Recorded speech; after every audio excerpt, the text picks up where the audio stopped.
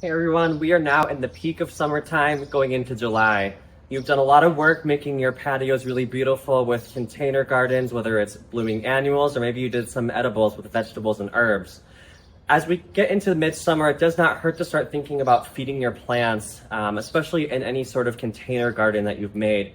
Because you're watering these so frequently, the water's going to wash away a lot of that natural nutrients that are in the potting soil that's been added. And so a good way to combat that is to come on in and get some product to feed your plants. There's a lot of different products for what you're trying to do. There's product for vegetables, there's product for bloom boosting, if you've got annuals. There's also just product that kind of does it all. So if you have a lot of stuff, there's some product to really spread your dollar.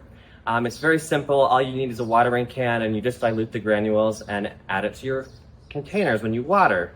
If you have any other questions, come on in and ask us. We're happy to help you, but we want to make sure that your hard work is paying off and that you enjoy your things as we head into the rest of summer and even into fall.